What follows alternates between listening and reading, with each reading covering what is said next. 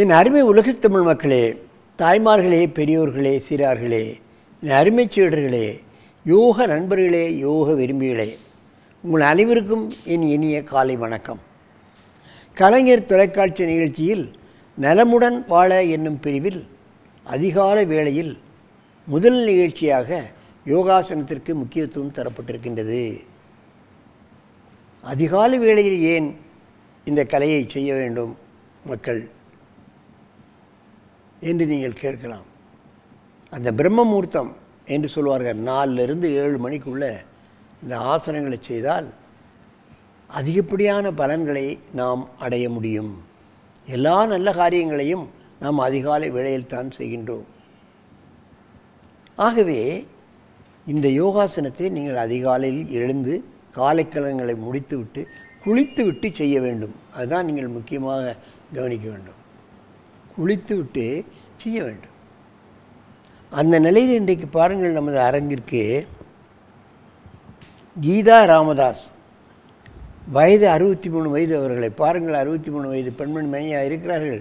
18 வயது பெண்மணி மாறி இருக்கிறார்கள். உடலை அவ்வளவு ஆரோக்கியமாக வைத்துக்கொள்ள வேண்டும் என்ற ஒரு ஆவலில் அவர்கள் தினமும் ஆசனம் காலையிலும் சாயங்காலமும் நமது பயிற்சியாலைக்கு வந்து தன்னுடைய கணவரோடு வந்து செய்து கொண்டிருக்கின்றார்கள்.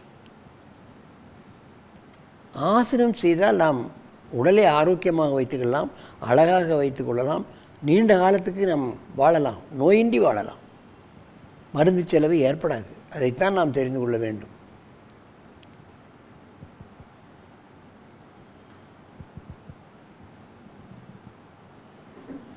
அவர்கள் பெங்களூரில் வேலை செய்து கொண்டிருக்கின்றார்கள். இப்பொழுது உசட்டாசனம் செய்ய போகிறார்கள். என் அருமை கீதா அவர்களே, நீங்கள் அப்படியே எழுந்து உசட்டாசனம் செய்யுங்கள். காலை அகலமாக வைத்து கொள்ளுங்கள். உசட்டாசனம் என்றால் ஒட்டக ஆசனம், எல்லோருக்கும் தேவையான ஆசனம். அப்படியே இடுப்பை கொஞ்சம் முன்ன தள்ளுங்க, நீண்ட மூச்சு இழுங்க, முடிஞ்ச அளவு மூச்சை இழுத்து விடுங்க.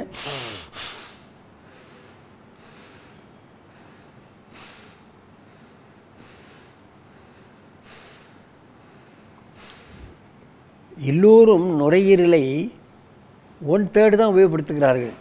2/3 டார்மண்ட்டாக இருக்குது, வேலை செய்யலை. இந்த உசட்டாசனம் செய்கிறவர்களுக்கு அந்த 2/3 லங்ஸ் விரிந்து விடும். சாதாரண காலங்களில் அதிகப்படியான ஆக்சிஜனை இழுக்கக்கூடிய தன்மை நுரையீரலுக்கு வந்து விடுகிறது.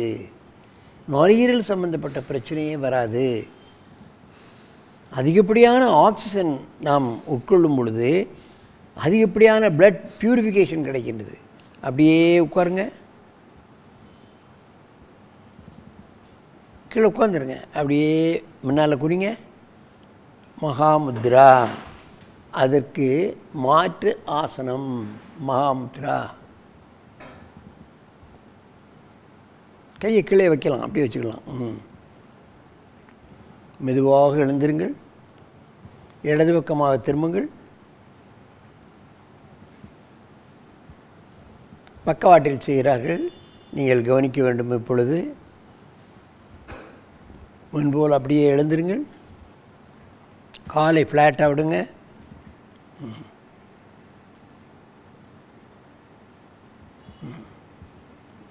நன்றாக மூச்சு இழுங்க.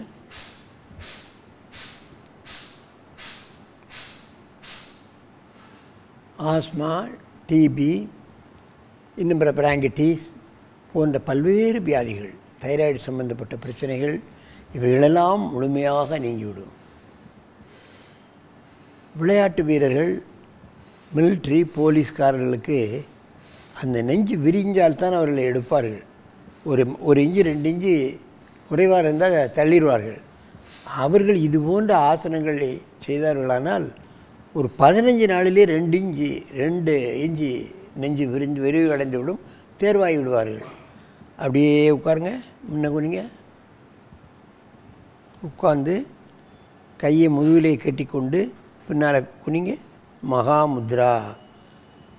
பின்வளைவு ஆசனத்திற்கு முன்வளைவு ஆசனம் மாற்றாசனமாக அமைகிறது.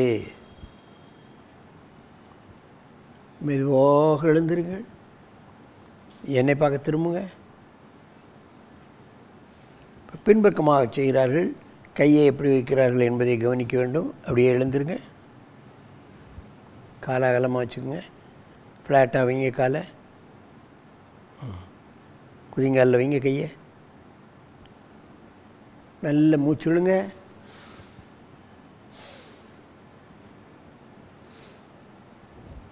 அறுபத்தி 3 வயதுக்கு பெண்மணிக்கு முதுகு எப்படி வளையுது என்று பாருங்கள். ஃப்ளெக்சிபிலிட்டி. முதலில் உடலில் ஃப்ளெக்சிபிலிட்டி வரணும். ஃப்ளெக்சிபிலிட்டி குறைய குறைய குறைய குறைய ஆயுள் குறைந்து விடும். உடலில் நரம்பு எலும்பு எல்லாம் இறுகிவிடும். பிளட் சர்க்குலேஷன் செல்லாது. அப்படியே உட்காருங்க. முன்ன குனிங்க.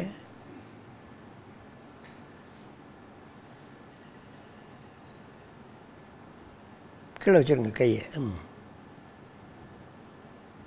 மெதுவாக அழுந்துருங்க. அப்படியே முன்பக்கமாக திரும்பி உட்காருங்க. என் அருமை பெரியோர்களே, தாய்மார்களே, இதெல்லாம் எல்லோருக்கும் அவர்கள் ஆரோக்கியமாக இருந்தாலும் சரி, நோய்கள் இருந்தாலும் சரி, கண்டிப்பாக செய்தால் அவர்களுக்கு நோய் என்பதே வராது. இன்றைக்கெல்லாம் பெரும்பாலான வியாதிகள் வயிறு சம்பந்தப்பட்ட, நுரையீரல், ஹார்ட் சம்பந்தப்பட்ட வியாதிகள் தான் வருகிறது. நோய் வராமல் இருப்பது தான் நல்லது. நோயற்ற வாழ்வு தான் குறைவற்ற செல்வம் என்று சொல்கிறார்கள். மனிதனுக்கு நோய் வந்துவிட்டால் பல்வேறுபட்ட பிரச்சனைகள் வந்துவிடும். மருந்து செலவு அதிகமாகிவிடும். குடும்பத்தில் உள்ளவர்கள் எல்லோரும் நம்மளோட ஆஸ்பத்திரிக்கு வருவார்கள். சமயங்களில் நோய் அதிகமாகிவிட்டால் ஆஸ்பத்திரியிலே அட்மிஷன் ஆக வேண்டியிருக்கும். அப்போது மருந்து செலவு அதிகமாகும். அவைகளெல்லாம் தவிர்க்கப்பட வேண்டும் என்று சொன்னால் இது போன்ற சின்ன சின்ன ஆசனங்களை காலையிலும் மாலையிலும் ஒரு 20 நிமிஷம் நாம் செய்வதானால் நோய் என்பதே நம்மளை எட்டி பார்க்காது, அடித்து விரட்டி விடலாம். ஆகவே இது போன்ற ஆசனங்களை பழகி நீங்கள் என்றும் ஆரோக்கியமாக இனிது நெடிது வாழ வேண்டும் என்று கேட்டு உங்களிடமிருந்து விடைபெறுவது ஆசனம் ஆண்டியப்பன். வணக்கம்.